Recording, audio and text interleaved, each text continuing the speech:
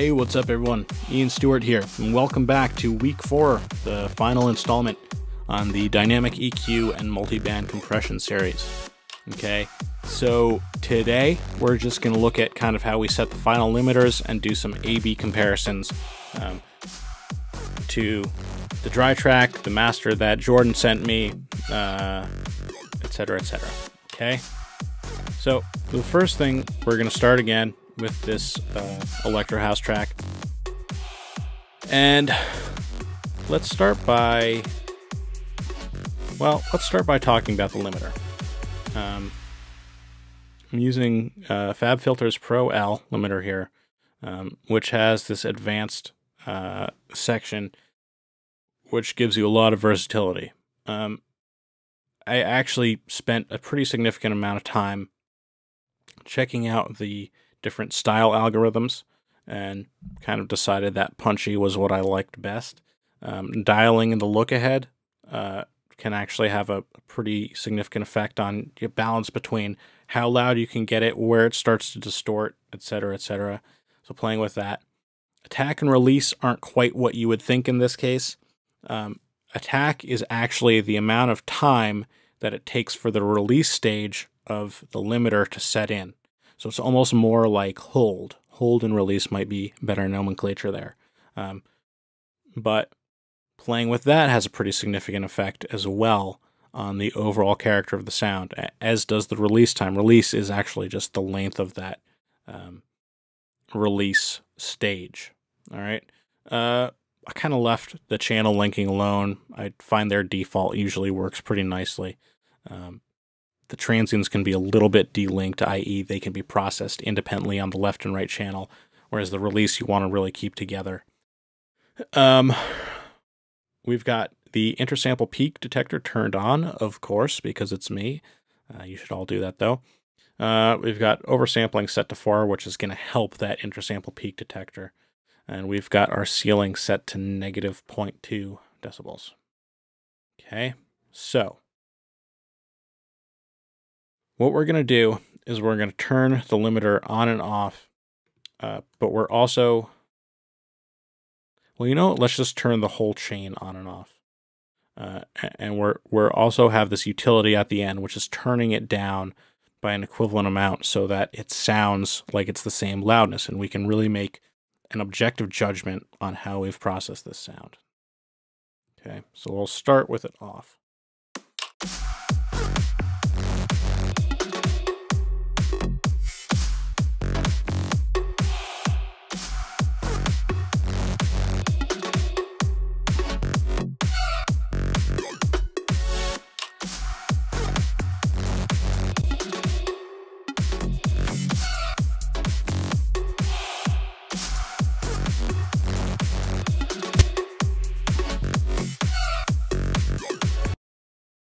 All right, so you may notice that I'm really squishing it pretty hard there. Now, little disclaimer.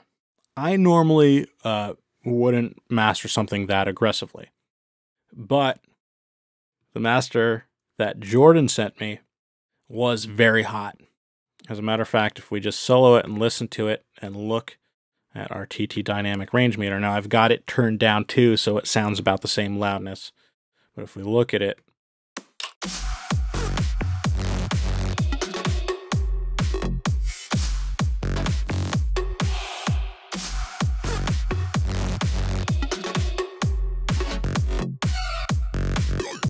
kind of got 4 to 5 dB of dynamic range or crest factor.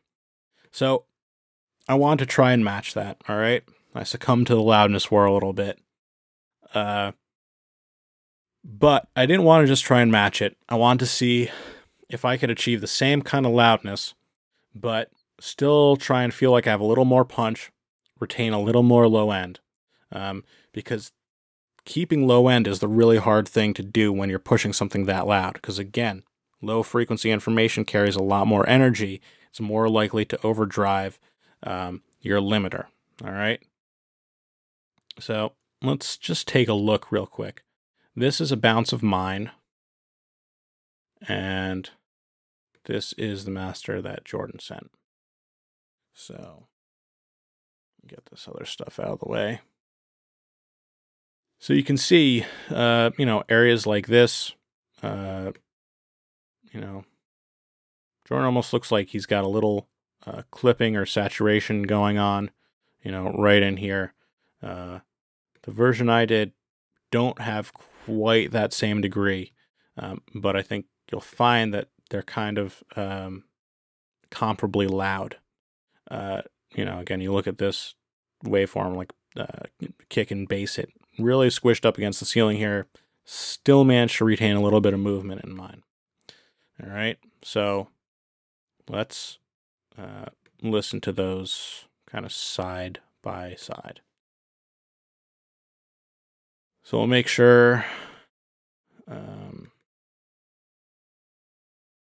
all that processing is on for mine. You know, real quick before we do that, let's just listen again before and after.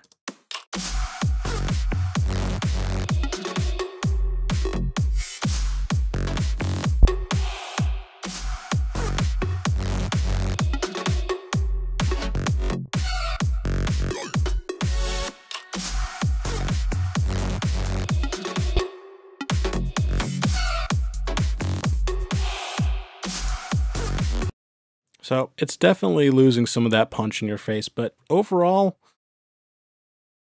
I'm pretty happy that I was actually able to get to that loudness and retain kind of the low end, not have too much distortion on like the kicks or snares or anything. All right, so now let's do a little comparison. This is mine. I'll switch over to Jordan's.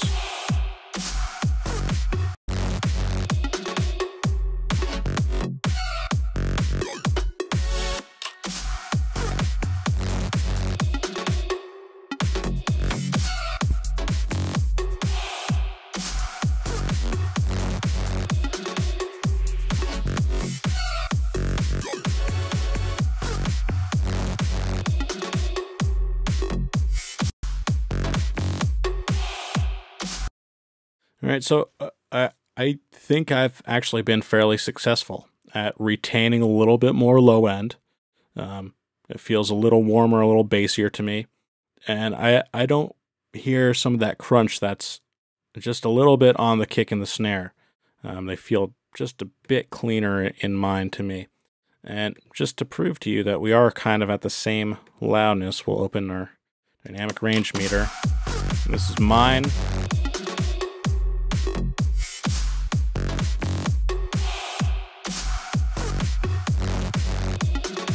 And again, you see we're sitting kind of in that 4.5 to 5 range.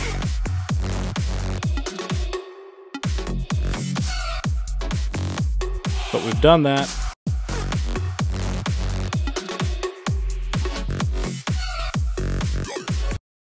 While retaining a little more low end and keeping things just a hair cleaner.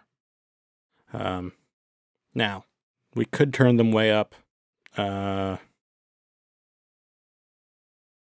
Yeah, you know what? Let's do that.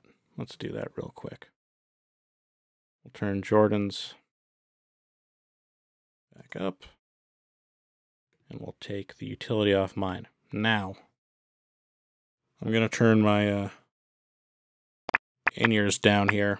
I would suggest you probably turn your monitors down a little bit. And then turn them back up as we get there. This is just to show that really we are kind of at the same loudness level when we're at full range or full scale.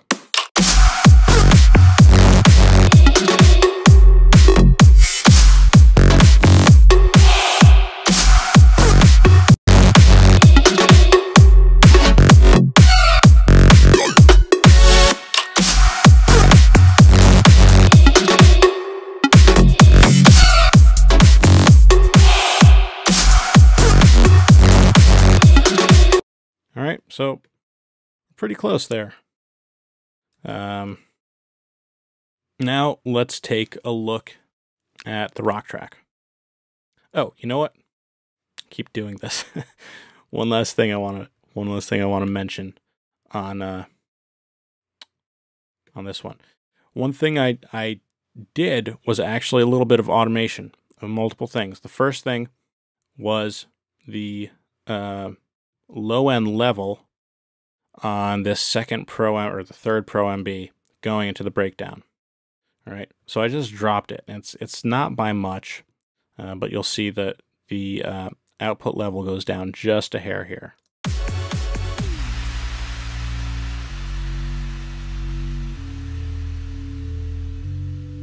Two dB, nothing crazy. And what that accomplished was it gave the limiter a little bit more room here on the low end, which was kind of needed. The way the limiter was set here sounded really good for this section, but once we got to this breakdown, the low end was being pushed a little too hard into it. And so I just need to do that to give it a little bit more breathing room. The other thing I did was change the attack and release times on the Pro L. And that, again, was to help clean up that low frequency area, which was actually causing a little distortion. So you can see here,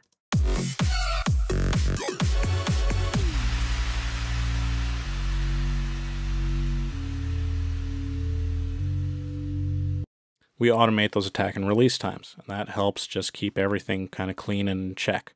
So just because you're mastering doesn't mean you can't do automation. All right, just keep that in mind. Lastly, let's take a look at the rock track. This wasn't nearly as hard. This I'm doing much more kind of my typical style, leaving a good bit of dynamic range. All right, so let's just take a listen.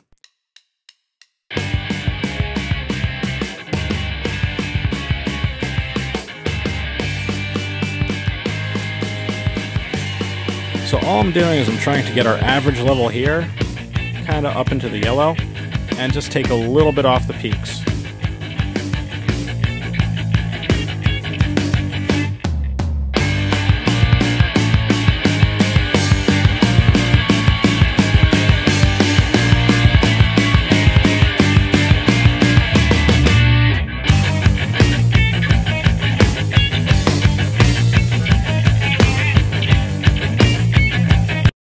Okay, so nothing too aggressive. If we look at our TT dynamic range meter, check out our crest factor.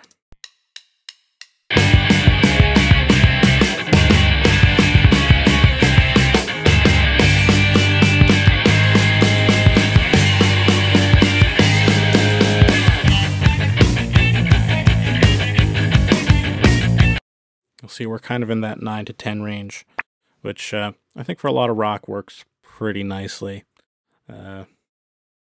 No need to go death magnetic on it. All right, so that's that. This definitely, you know, when you're not hitting the limiter as hard, you don't have to mess with the look ahead and the attack and the release nearly as much. So that's kind of that.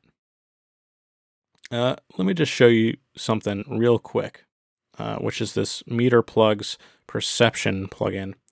That was developed with Ian Shepherd, who's a British mastering engineer. And I have to say, if you're really interested in some more of the details about multiband compression, Ian Shepherd has a product called Mastering with Multiband Compression, and there's a video that goes with it. There's a really good book, a ton of great info in there, much more detail than I could get into in these last 4 videos.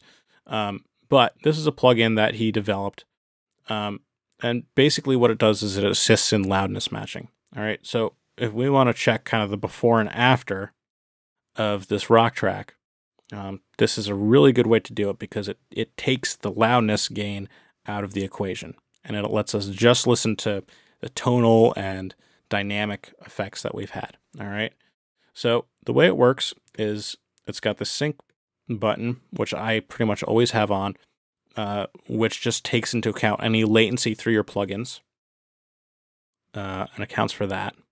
And then it's a 2-part plugin. So there's this source, and that listens to the audio coming in, and then there's the controller, which listens to the audio coming out. and it calculates the loudness difference using EBUR 128, which I talked a little bit about in the mastering video. Basically just the most current way of measuring loudness. And then it allows you to balance the two. So we'll let it do its magic here.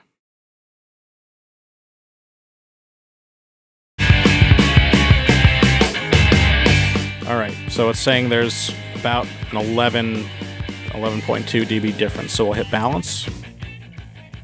It'll turn it down. I'm going to refresh the sync just to make sure everything's in sync here. Oops, sorry. All right, and now we can hit bypass and hear before and after without any loudness change, which really lets us decide, hey, are we actually doing anything good to the music? So let's check that out.